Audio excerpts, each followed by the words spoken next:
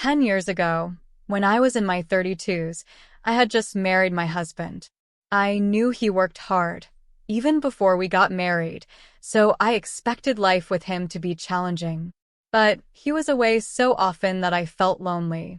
When he was home, I tried to make him comfortable, but over time, my frustration grew. I started to be harsh with him whenever I saw him. My husband tried to calm me down, but if he noticed that I was still upset, he would ignore me. I wanted his attention, no matter how busy he was with work, because we were married. My emotions got the best of me, and I couldn't see things clearly anymore. Whenever we argued, he would say, "I'll settle down soon, and then we'll go to that island you like." But that promise was never fulfilled. I began to feel that work was more important to him than I was. I told him, "If work is more important, then don't force yourself to come home. I'm tired too, and seeing you exhausted makes me sad." Despite my harsh words, he never seemed to take them seriously, and I started to feel like our marriage was ending. One day, I found a receipt and a membership card for a hotel near our house in his suit pocket. The receipt showed that he had stayed there on a day he was supposedly on a business trip, and he had accumulated points for more than one night. My husband was popular with women at work, and I began to suspect he was seeing someone else. Feeling betrayed, I started going out at night and making plans on weekends, trying to distract myself from the pain. For a while, this was fun, but eventually, I grew tired of pretending to be happy. I realized it was time for both of us to move on. We were avoiding each other, not acting like husband and wife. I thought it would be better if he was happier with someone else. But even though I felt it was time to end things, it was hard to ask for a divorce. I wondered if there was any other way, but I found out he had a new girlfriend. After days of thinking it over, I decided to text him, asking him to come home early because we needed to talk. He replied quickly, saying he also needed to talk to me and would come home as soon as possible. I realized he might want a divorce too, and the thought made my heart race, leaving me breathless and unsteady. It became clear that my husband's heart was no longer with me. It seemed like his heart had gone to someone else. I told myself, let's not cry anymore. At the very least, I wanted to end things with a smile. So, I made my decision and waited for my husband to come home. He arrived shortly after 9 p.m. He looked unexpectedly thin, and though his kind eyes and gentle voice were the same, there was a distance between us that felt impossible to bridge. My husband had never been very talkative, and now he kept his head down and spoke only a few words while I talked. I wanted to end our conversation respectfully, even though I felt hurt and angry that he seemed to be making light of our situation. We had been married, even if only for a short time, and were now facing divorce. Why wouldn't he share his feelings with me? As I became more frustrated, I started arguing with him, but he stayed quiet, listening to what I had to say. I told him that I knew about his new girlfriend, thinking that if he realized I knew everything, he might try to explain himself. He looked surprised at my words and then smiled briefly. After a pause, he asked, "You knew?" His lighthearted tone caught me off guard, and I found myself laughing, which made him laugh too. For the first time in a long while, we shared a moment of laughter, despite the seriousness of our conversation. It felt strange, but it was also a relief to laugh together like we used to. After that, we were able to talk more openly. It seemed that now that he knew I was aware of his affair, something changed. My husband's face looked more relaxed, almost like a weight had been lifted. He said, "Let's stop attacking each other. I don't want to leave you because I don't like you." We both agreed to end our relationship on better terms and decided to sort through our belongings, preparing to separate. As we packed, I realized that all these items held precious memories, but I felt the need to put them away for a while. My husband, who usually held onto things for years, was surprisingly willing to discard them. He said, "Take anything you want. It's all my fault, so this is my atonement. When the room was clean and we had divided our things, I noticed his eyes looked watery, as if he was holding back tears. It was clear that he felt a mix of sadness and relief as we cleaned up the remnants of our life together. I felt the same way, so I said, "You still have time to think about it, don't you? Let's take things one step at a time." After cleaning up the mess, I decided to take a break for the rest of the day. I took a bath to clear my mind. While I could seek compensation from my unfaithful husband, I realized that our relationship was already over. Besides, I didn't want to taint my memories of him any further. As I was getting ready for bed, my husband entered the bedroom. He climbed into bed and gently pulled me into his arms. "This is weird, and I feel bad for your girlfriend," I said. He responded quietly, "Just one more time. I want to be by your side." I stiffened slightly, feeling his trembling as he held me. "Are you crying?" I asked, but he didn't answer. As I stroked his back, I noticed how much thinner and bonier he felt. "Are you sure you're okay? You seem to have lost weight," I said. He stopped shaking and replied, "I've been cutting weight." "Is there anything else I should know? Are you sure you're okay?" I asked, concerned. It had been a long time since I had touched my husband, and I was surprised by how different his body felt. He used to be stocky and muscular. Even when he was busy with work, he enjoyed working out. But he said, "She likes me like this." I felt a pang of sadness. He's doing this for her. Why doesn't he just forget about me if he enjoys being with her so much? I thought. To hide my sadness, I made a sarcastic comment.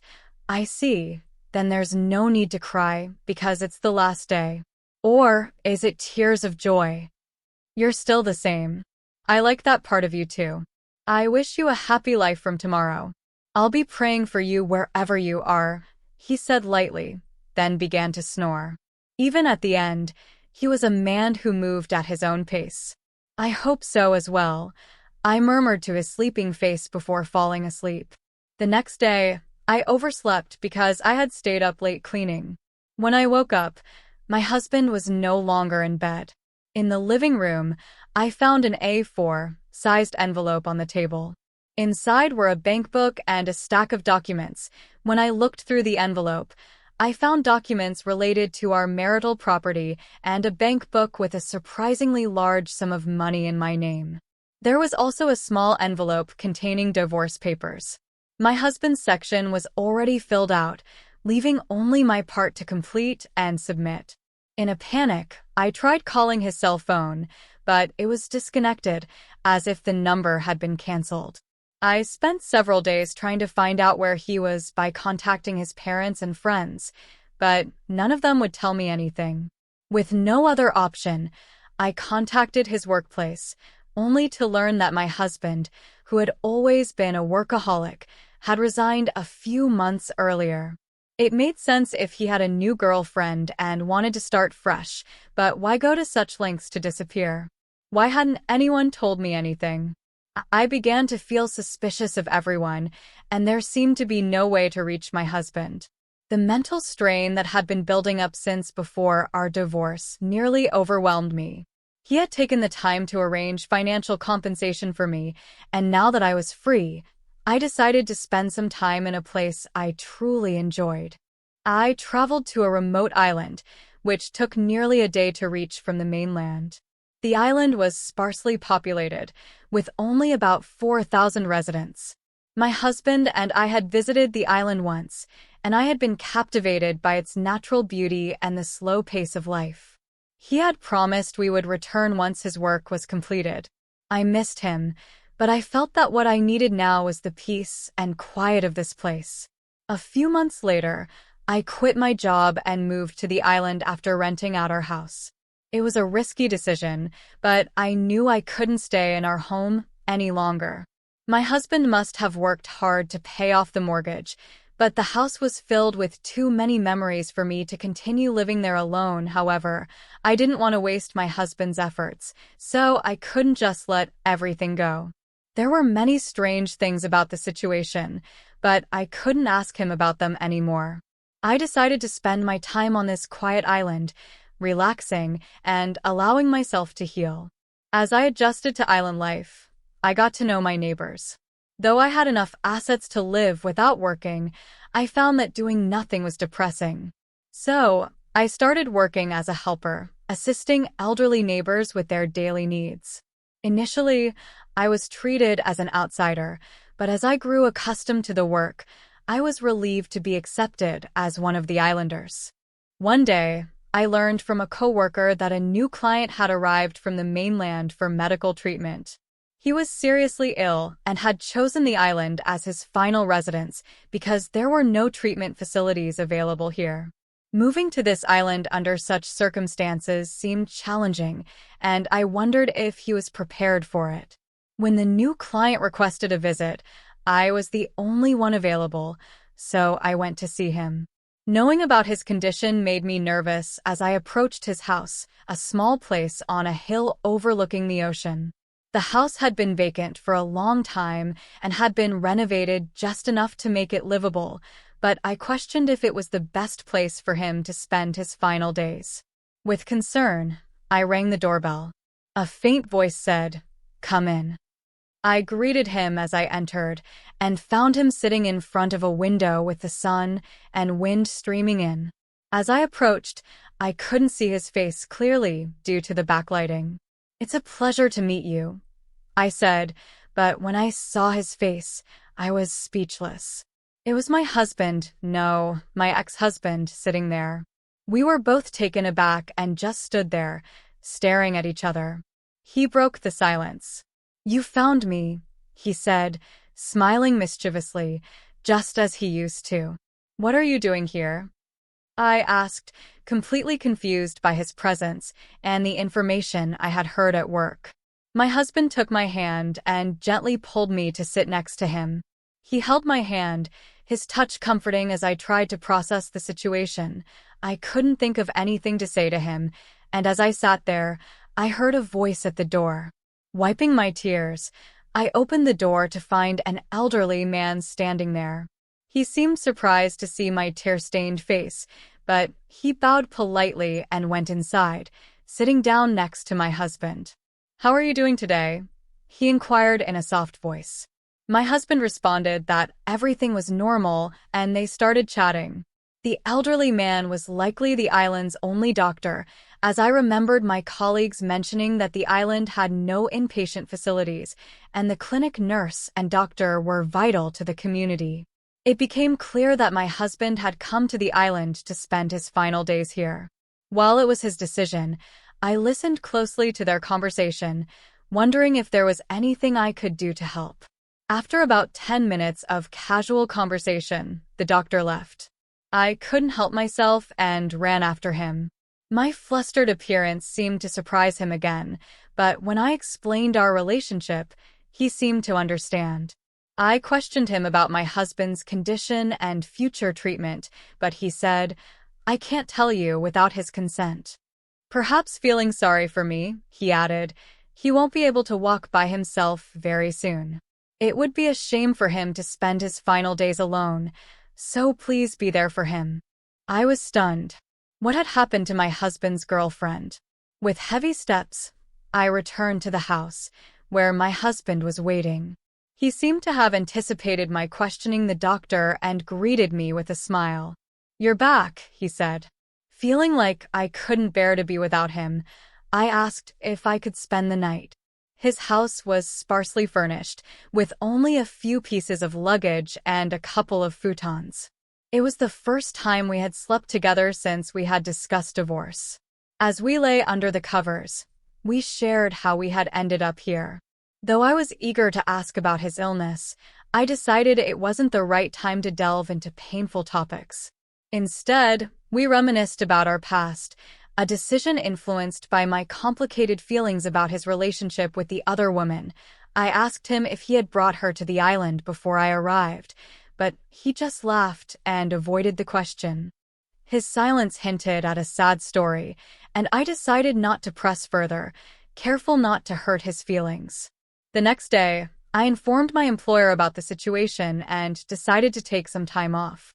I wanted to spend whatever time my husband had left with him.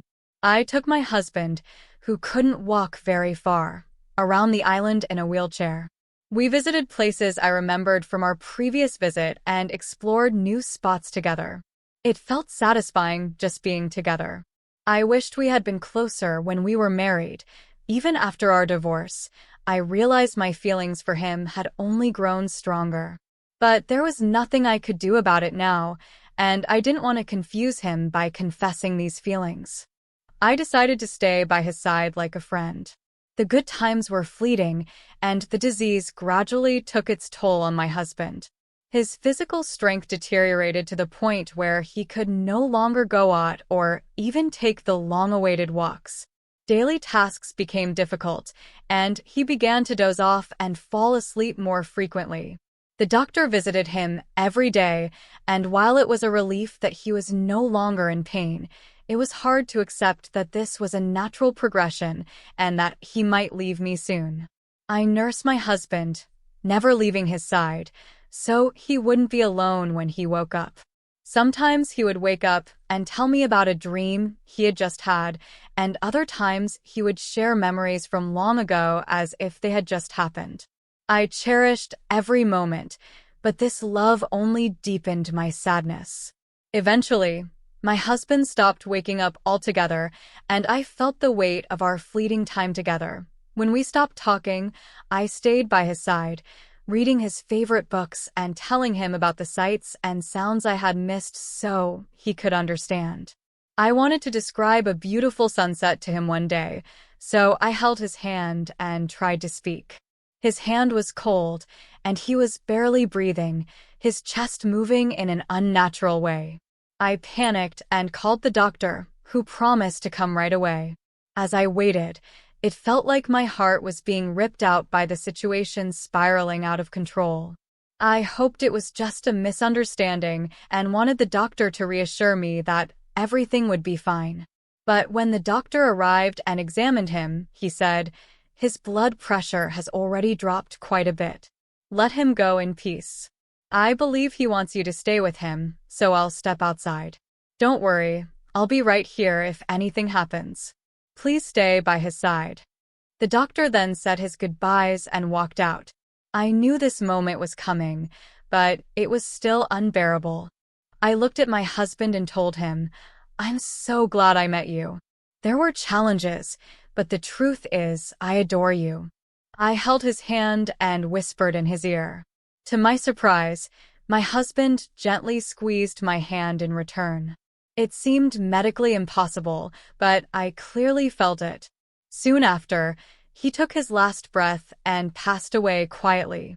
I couldn't stop crying, but I was grateful to have been there for him at the end. After his death, I was so busy with arrangements that I didn't have time to mourn until after the burial. When I finally returned home and started going through my husband's belongings, I found a mountain of mail. As I sifted through it, I was struck by the nostalgic handwriting.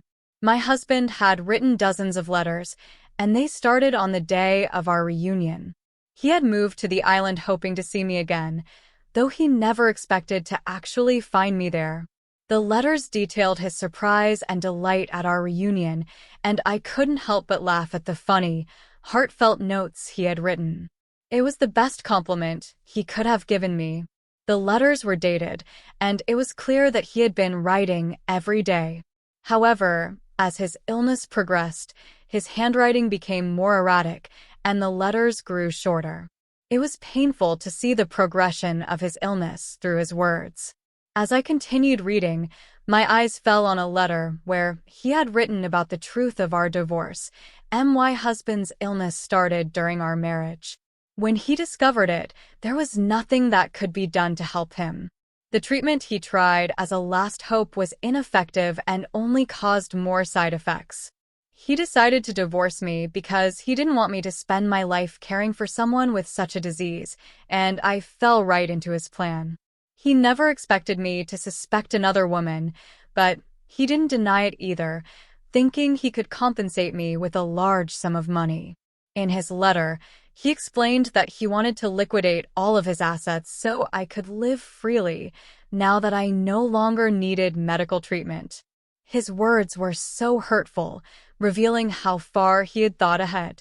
I was overwhelmed with tears, feeling a deep sorrow for everything that had happened. Just then, there was a knock on the door. I quickly wiped away my tears and opened it to find my doctor standing there. He handed me a sealed envelope that was identical to the one I had just read from my husband. The doctor explained that my husband had asked him to post it daily, writing a few letters before he fell into a coma, and had entrusted them to him. This was the last letter, intended for me.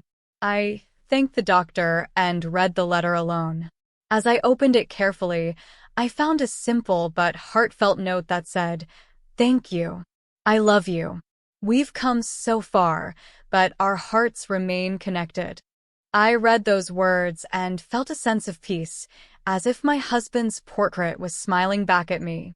Now, decades after my husband's death, I still live on the island, officially recognized as a resident. I have built a grave next to where my husband's house used to stand, a place where I feel connected to him every day. My husband used to look out of the window every day, and I believe he still watches over me. I'm at peace and very happy, surrounded by memories of him. Thank you for sticking with me until the end. I'll see you in the next video.